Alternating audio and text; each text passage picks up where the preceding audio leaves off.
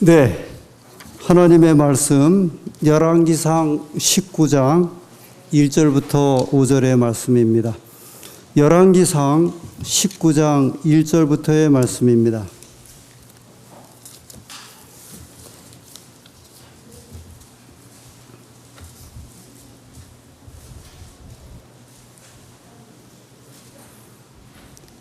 (19장 1절) 제가 읽겠습니다.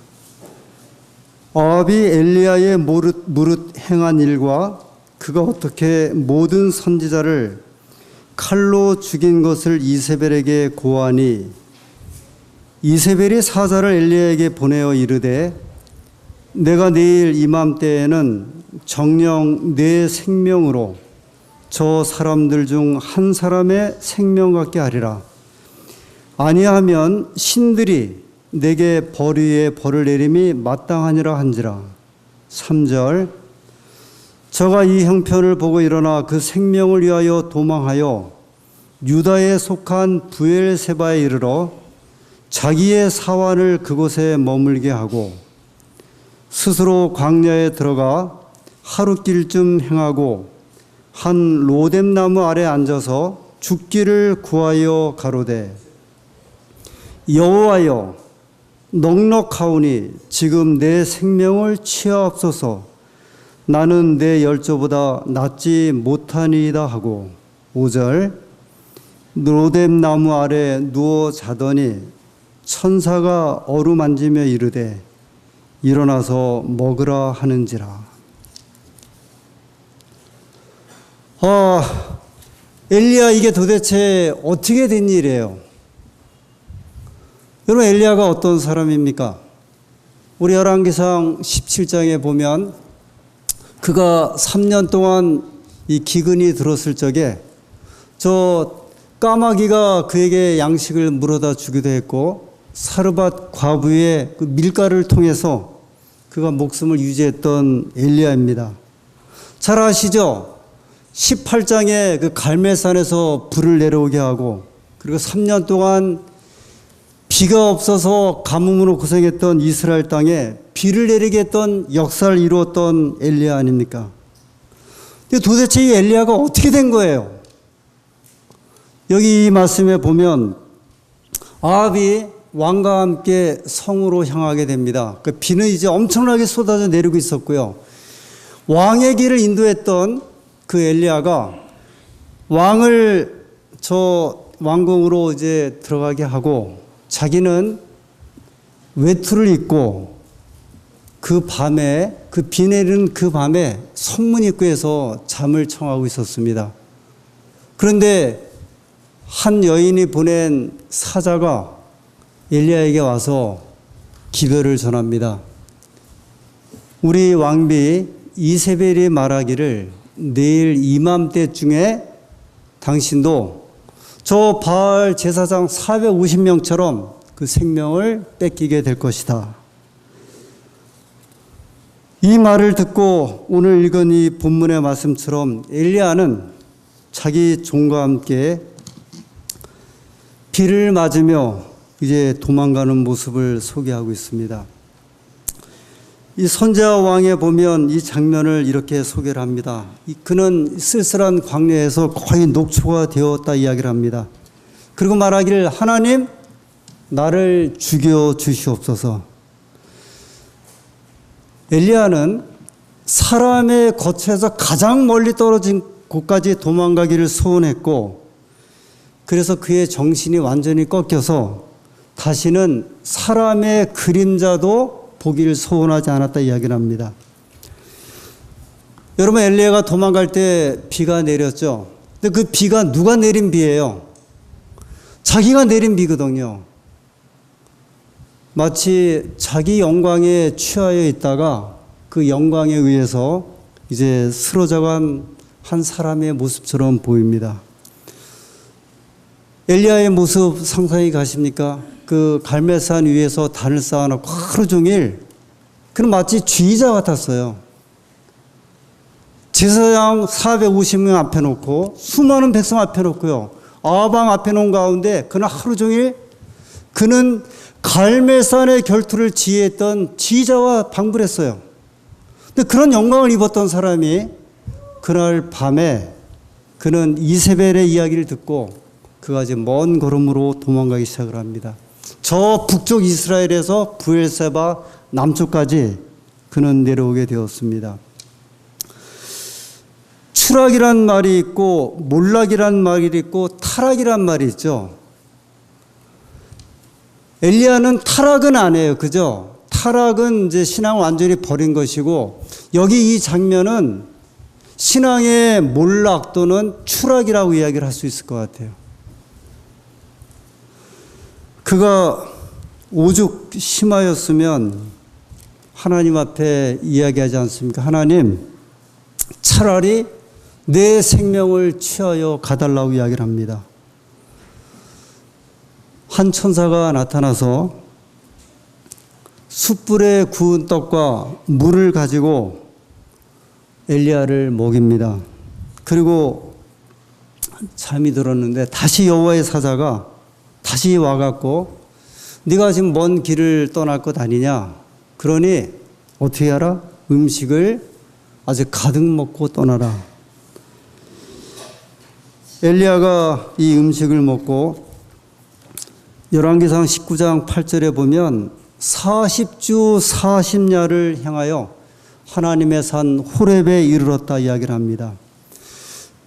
이게 호렙산은 신의 산이죠. 모세가 십계명을 받았던 신의 산인데 얼마 동안 그가 걸어갔냐면 40일을 걸어갔다 이야기를 합니다.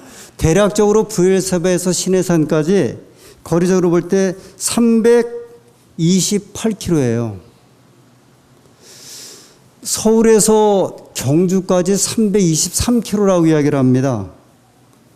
걸어서 오면 이렇게 우리 국토 이렇게 종단이나 횡단하는 사람들이 경주에서 오면 밤에 잠을 자고 낮에 걸어만 올 때 11일 걸린대요.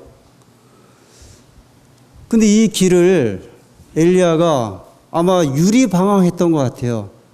한 11일 걸려서 올 수 있는 길을 40일 동안을 그가 이제 뛰고 걷고 하다가 이곳으로 오게 됩니다.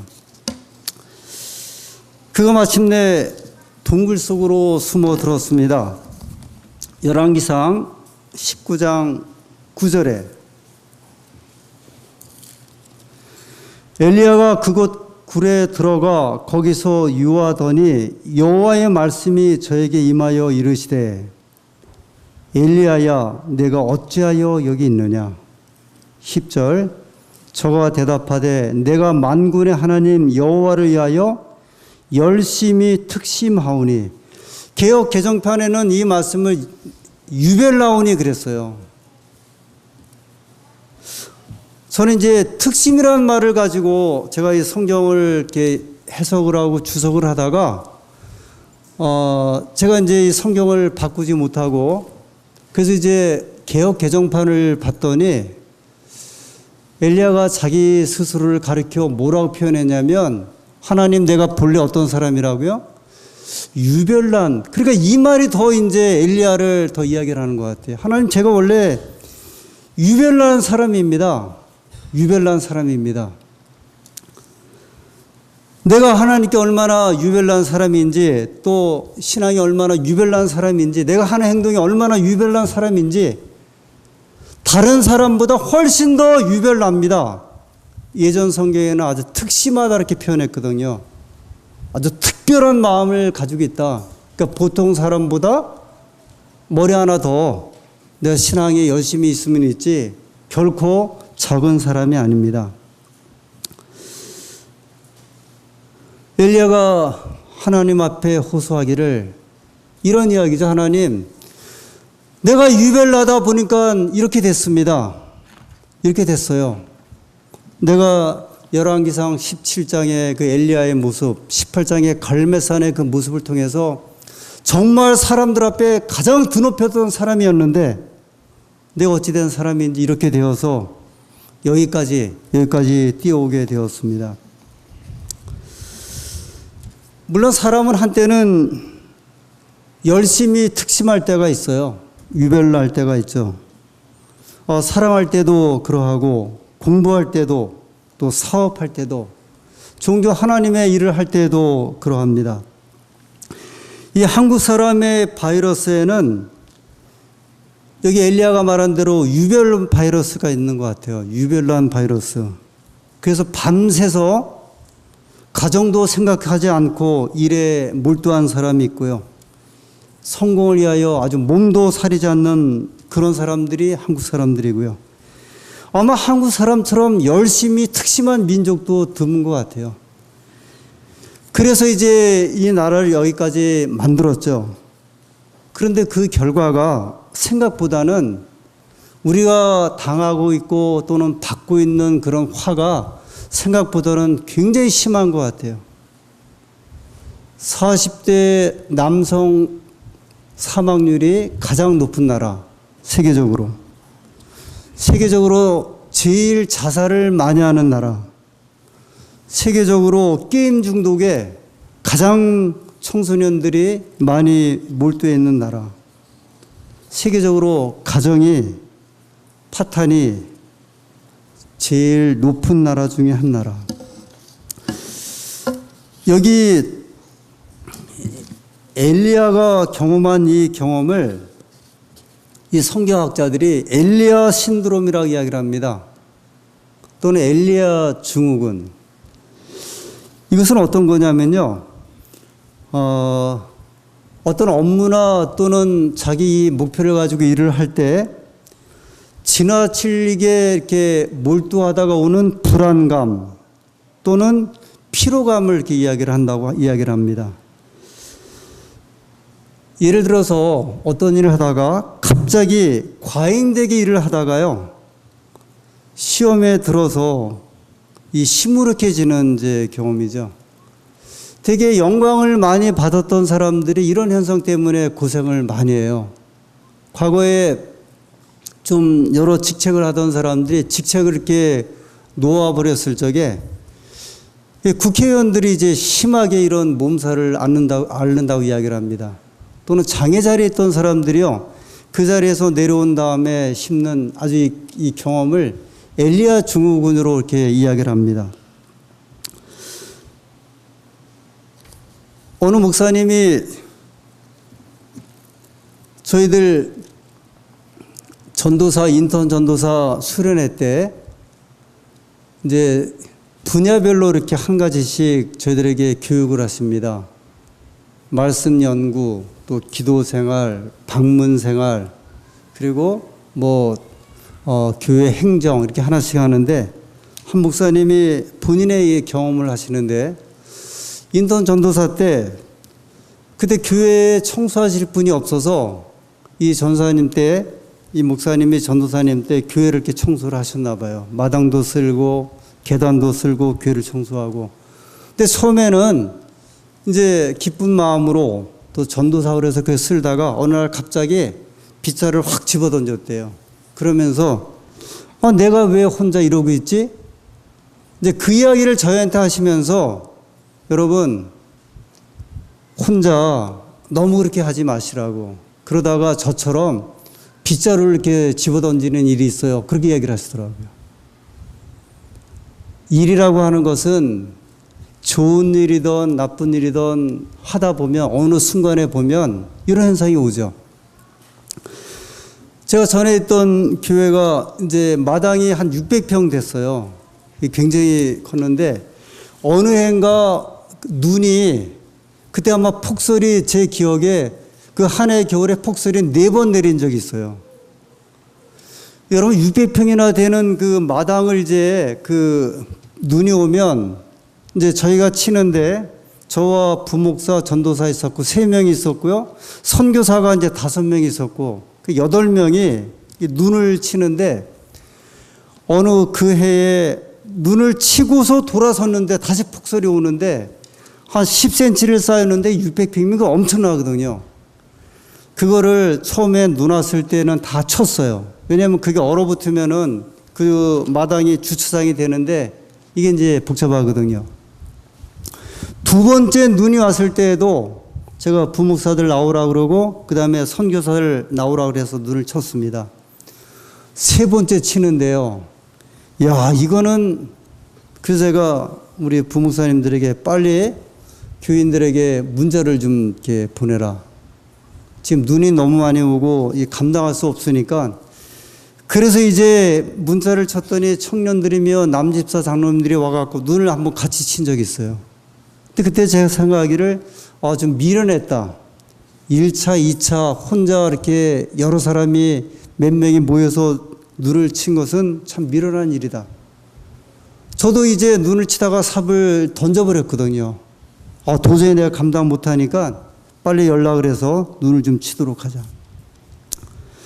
엘리야는 어떤 면에서 보면 자기 자신을 소진시켜 버린 거죠. 번아웃이라고 이야기를 해요. 소진시키다, 탈진시키다. 번이라고 하는 말은 이제 태워버리다는 거거든요. 이 자기를 태워버린 거죠. 운동선수들이 이제 운동하다 쓰러질 때 그걸 노그아웃이라고 그래요. 그런 현상이에요. 완전히 탈진한. 엘리야가 그날 갈멜산에서 하루 종일 영광스럽게 서 있다가 그는 번아웃 되어버리고 말았습니다. 그리고 그는 그렇게 생각을 한 것 같아요. 하나님, 나만 혼자 남았습니다. 나만 혼자 남았습니다. 나만 혼자 이렇게 지금 내가 하고 있습니다. 그날 동굴에서 그에게 나타난 하나님에게 엘리야는 계속 말합니다. 하나님, 저 혼자였습니다. 저 혼자였습니다. 힘이 없었다는 이야기죠. 그는 마음의 안정을 찾지를 못했습니다. 올해 10월 달에 며칠 공휴일이 있죠?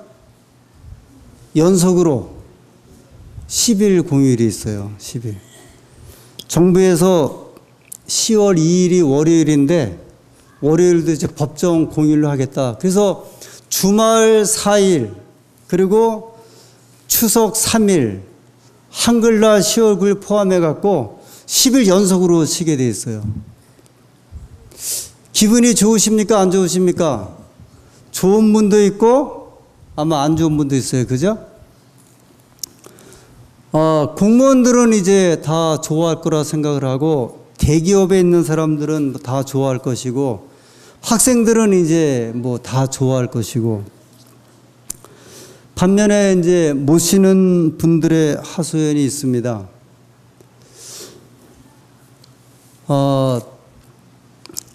우리는 보통 이제 그 법정 공휴일을 이제 하루씩 쉬죠. 우리나라에 이제 5일제가 돼서 토요일하고 일요일 이제 법정 공휴일, 그건 이제 그 주마다 쉬는 법정 공휴일이고, 그 다음에 여름철에 그 휴가가 있습니다. 이름하여 이제 바캉스. 이 바캉스라고 하는 말은 이제 이제 프랑스 말인데, 한국 사람들이 여관에서 이 프랑스 말을 이렇게 쓰질 않는데, 대부분 우리가 쓰는 영어, 우리가 밀접하게 쓰는 텔레비전, 뭐 피아노, 뭐 에어컨, 뭐 컴퓨터 다 포함해 갖고 영어거든요. 근데 유일하게 우리나라 사람들이 공용화돼서 쓰는 말이 바캉스예요. 그게 프랑스 말이거든요. 근데 바캉스란 말이 휴가예요. 왜 우리가 바캉스를 쓰는가 근원을 봤더니 1936년에 여름 휴가가 프랑스에서 처음 시작되는데 2주. 그 시간이 좀 지나서 3주. 시간이 좀 지나서 4주. 지금은 프랑스 사람들은 1년에 5주를 쉬는데 제가 검색해 보니까 100% 다 쉰대요. 프랑스에서는 야간 근무를 하면은 회사 내에서 왕따를 당한대요. 아니, 왜 야간 근무를 왜 하지? 저희가 뭐야? 그런데요. 근데 이제 여러분, 우리가 이런 이야기를 하면, 이게 5주라고 하는 게 말이 될까? 지금 이제 이번에 새로운 정부에서 좀 추진하는 것 중에 한 가지가 저녁이 있는 삶. 뭔지 아시죠? 야간 근무 없이 저녁 5시나 6시 되면 정각 딱 퇴근해 갖고 가정으로 돌아가는 것. 여러 가지 이제 이야기가 있을 수 있는데, 이제 사업하는 분들은 사업하는 분들 나름대로, 또 일을 하는 분은 일을 하는 분 나름대로. 그런데 프랑스 사람들 이야기는 이렇대요. 사실은 다 좋다는 거예요. 경영자도 좋고, 그리고 일하는 사람들도 좋고. 어떻게 생각하면 일하는 사람들만 좋은 것 같은데 경영자들도 쉼이 없지 않느냐 이거예요. 그러니까 국가적으로 다 쉬는 거예요. 그죠? 그래서 여름철에 7, 8월에 프랑스에 가면 프랑스 파리 사람들은 다 이제 휴가를 떠났고요. 관광객들만 이제 넘쳐나는 데가 파리라고 할 정도로 이 정착이 됐어요. 그래서 우리나라에도 이제 이 휴가 개념이 들어온 거예요. 이 말이. 근데 제가 과거에 이렇게 역사를, 교회사를 이렇게 보면 우리나라에는 이보다 더 먼저 들어왔어요. 1906년도에 우리 재림교회 기별이 이제 들어왔죠, 한국에. 또는 그 전에 개신교에서 선교사들이 들어왔는데 되게 선교사들이 어디에서 오냐면 미국에서 왔거든요. 미국 선교사들이 한국에 올 때 한 달은 국내에서, 1년에 한 번은 국내에서 한 달 휴가를 보내게 돼 있고요. 2년째 되는 해에는 본국으로 귀국해서 2달을 휴가를 보내게 돼 있어요. 사실 프랑스 파리보다도 훨씬 더 우리나라에서는 휴가 개념이 선교사들을 통해서 들어온 거예요. 제가 좀 더 이야기를 할까요? 저희 교회는 목회자들에게 1년에 한 달 휴가가 공식 휴가일이에요. 깜짝 놀라실 일이죠. 한 달이에요. 공식으로는 20일이고요. 이게 주말에 뺀 20일이에요. 근데 이제 이런저런 이야기를 들으면 우리 교우님들 생각에 아니, 왜 이렇게 나라에서 휴가를 자꾸 장려를 하고 그 다음에 열흘씩이나 쉬게 하고 그 다음에 교회에서 이렇게 했을까? 근데 여러분 이 제도의 근본은 어디서 시작되냐면 구약의 절기에서 시작돼요. 유대인의 유명한 3대 절기 있죠. 유월절, 오순절, 장막절. 근데 그 절기 동안에 하나님 뭐라고 말씀하셨냐면 이 절기 동안 한 달 동안은 집에 와서 절기를 지키라 그랬어요. 여러분 그게 뭔지 아세요? 그게 휴가예요, 휴가. 프랑스에 시작된 우주 휴가가 프랑스 처음 시작된 게 아니고요. 성경적으로 우리에게 주신 제도예요. 그래서 아직 휴가를 제가 작년에 휴가를 다녀오니까 우리 어느 여집사님이 저한테 이렇게 이야기를 하셨어요. 양들은 더위에 죽고 있는데 목자가 지금 그냥 휴가 갔다 왔다고. 그래서 제가 아무 소리 안 했는데 여러분 제가 갔다 와요. 여러분들도 갔다 와요. 이게 무슨 이야기냐면요. 정부가 이런 걸 자꾸 휴가를 정해야 이게 의식이 돼갖고 당연하게 되는 거라니까요. 왜냐면 우리가 지금 너무 그동안 너무 쉼이 없이 살았어요. 계속 그렇게 반복되다가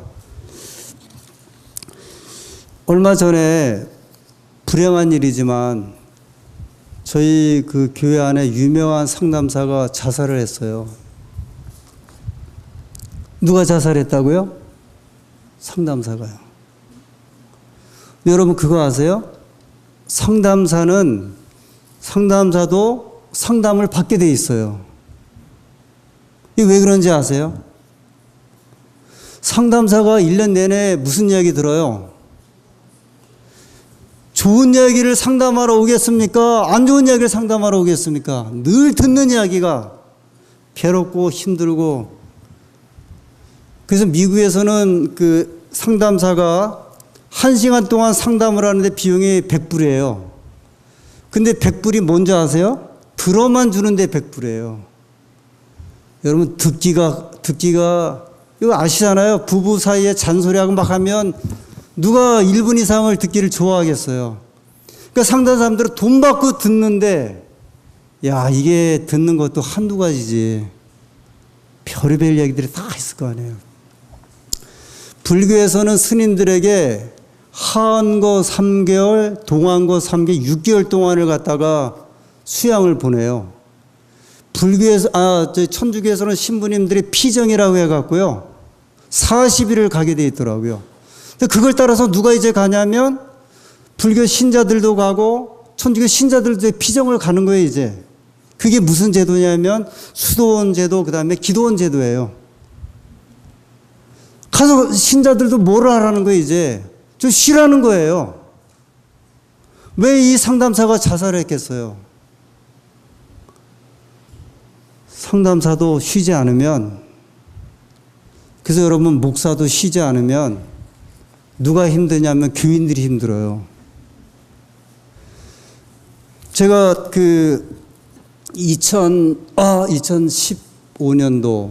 2015년도죠.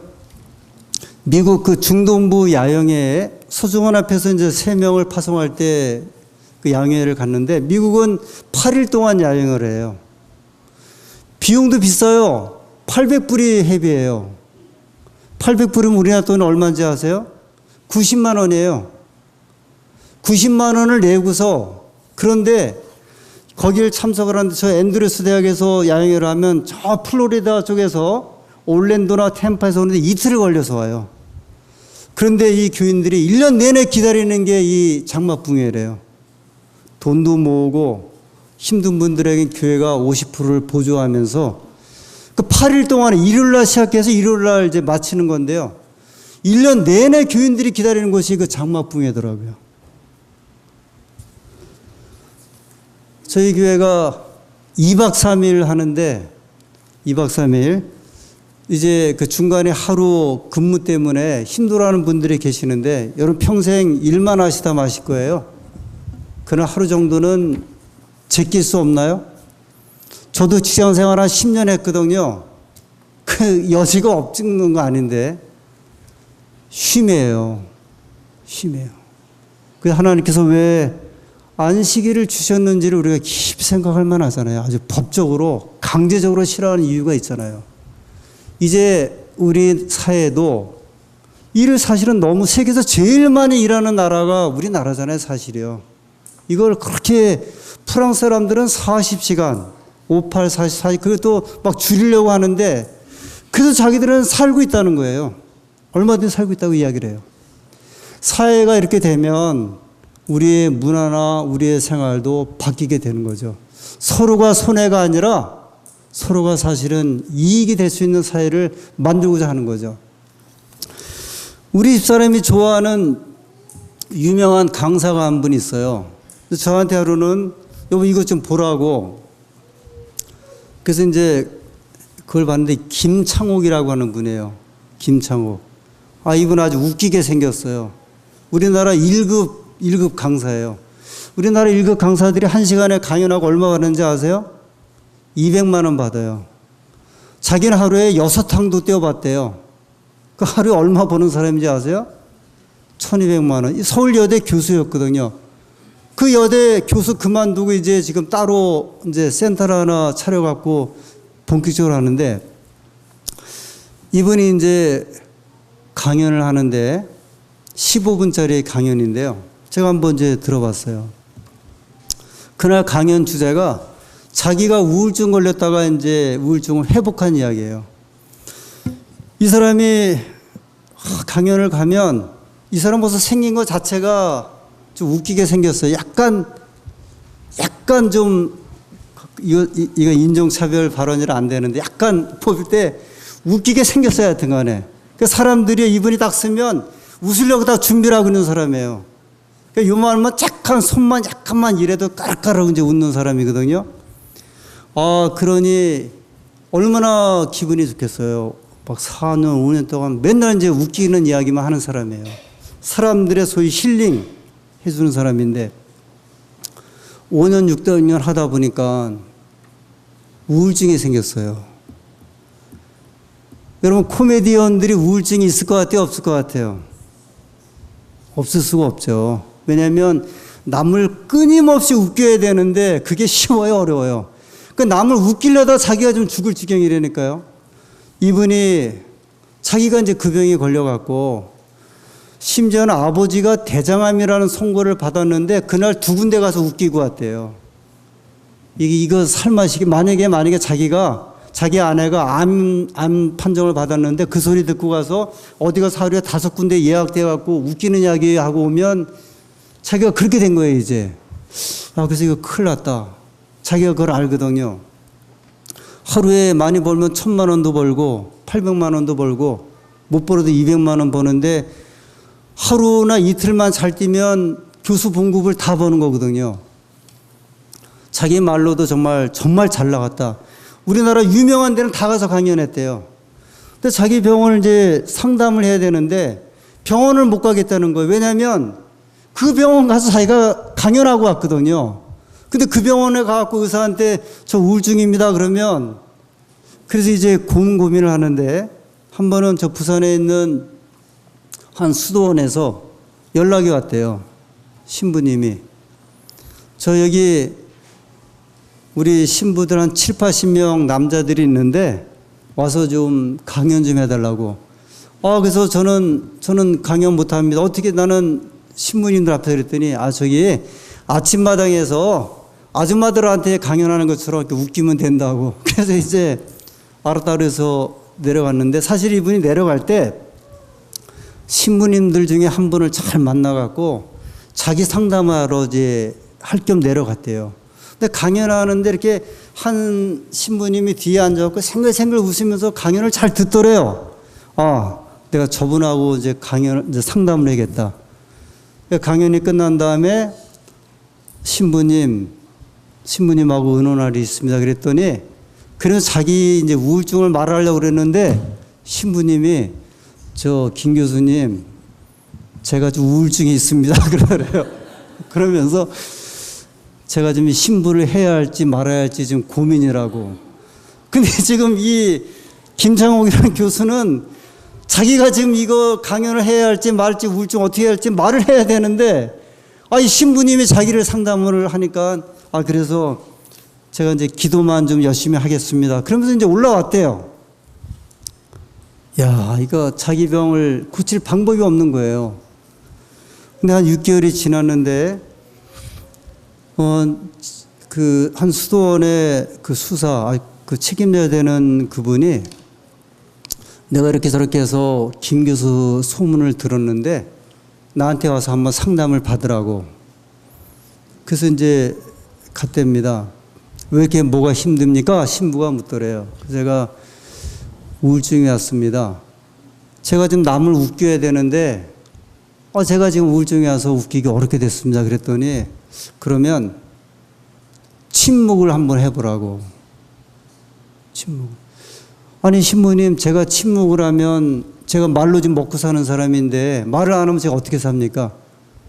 아니 지금 병을 고치려고 하면 침묵을 해야 되지 않냐고. 그러면서 딱 처방을 내렸는데 저 프랑스에 있는 한 수도원에 가서 2주 동안 가서 좀 갔다 오라고. 아니 제가 프랑스 말을 못하는데 어떻게 거기 가서 수도를 합니까? 그랬더니 그러니까 가라고. 프랑스 말을 못하니까 말도 못할 것이고 그러니까 2주 동안 침묵하고 오라고. 듣고 보니까 처방이 기가 막혀갖고요. 6년 만에 처음으로 휴가를 간 거예요. 돈 버느라고 못 갔죠. 돈 세느라고 못 간 거예요. 자기 말대로 하면. 못 가죠. 많이 뛰면 하루에 1,000만 원씩이 들어오는데요. 6년 만에 이제 갔는데 정말 아무랑 말도 안 통하는 거죠, 이제. 그런데 그곳의 신부가 말하기를 기도를 하는데 진실되게 하고 간단하게 하고 그다음에 자꾸 남하고 말하려고 하지 말고 자연과 접해서 음성을 들어라. 그래서 그렇게 해서 1주가 지나고 그 다음 주가 와서 이렇게 자기가 걷고 있는데 자기 음성에 한 목소리가 들려오는데 이런 음성이 들려오더래요. 그래, 여기까지 잘 왔다. 그 음성이 들리더래요. 그래, 너 그동안 힘들었지? 여기까지 잘 왔다. 이 사람이 거기서 회복을 됐대요. 제가 엘리야에 대한 이야기를 보면서 엘리야가 굴에 있을 때 그가 처음에 이제 브엘세바 가서 로뎀 나무 아래 있을 때 주의 천사가 나타나서 여기 주의 천사를 예수님이라고 다 해석을 하더라고요. 뭐 개신교회나 저희 교회나 예수님께서 나타나셔서 그에게 뭐를 줬냐면 떡하고 물을 주면서 엘리야, 그래, 너희까지 차러 왔어. 예수님이 엘리야에게 책망했겠어요? 비난했겠습니까? 차러 왔어. 너 앞으로 지금 너 저기 네가 좀 저 호렙산 시내산 가고 싶어 하지 40일 동안 가는데 빈속에 갈 수 있냐? 어떻게 가라? 이 떡하고 물하고 충분히 먹고 가라. 마침내 호렙산에 이르렀어요. 하나님께서 나타나셔서 엘리야야, 내가 어찌하여 여기 있느냐? 그러니까 엘리야가 한 말이 뭐예요? 내가 유별난 사람인데요. 특심난 사람인데 하나님 내가 정말 이렇게 저렇게 일하지 않았습니까? 그랬더니 하나님께서 바람을 아주 거센 태풍 같은 바람을 확 보내시고 그 다음에 지진을 갖다 이렇게 또 확 이제 땅을 갈라놓으시고 그 다음에 불을 갖다가 이제 이렇게 내리셨어요. 그런데 하나님은 보이지 않으셨거든요. 그 다음에 세미한 음성이 들려왔잖아요. 뭐라고 하셨겠어요? 제가 이 김창호 교수 이야기를 들으면서 엘리야에게 하나님께 그렇게 하셨을 것 같아요. 엘리야, 그래? 너 여기까지 잘 왔다. 기왕이 왔으니 앞으로 더 나아가라. 그래서 이제 엘리야의 여기서 끝나는 게 아니라요. 20장, 21장, 22장, 23장에 가고 그 다음에 열왕기하 1장, 2장까지 가더라고요. 우리 사랑하는 주의 성도들이여, 백성들이여, 여러분이나 저나 어떤 분은 80년, 60년, 40년, 50년 우리의 달려갈 길을 걸어서 왔어요. 무너지고 주저앉을 때 하나님께서 말씀하시기를 뭐라고 하시겠어요? 그래, 박대원, 여기까지 잘 왔다. 주의 사랑하는 백성들이 하나님의 이 음성을 통하여 여러분이 이제 여기서 멈추는 것이 아니라 더 나아가시게 되기를 간절히 소원합니다. 더 10년, 20년, 30년 하나님의 백성으로 하나님의 능력을 받아서 더 나아가시는 주의 성도들 되기를 간절히 소원합니다.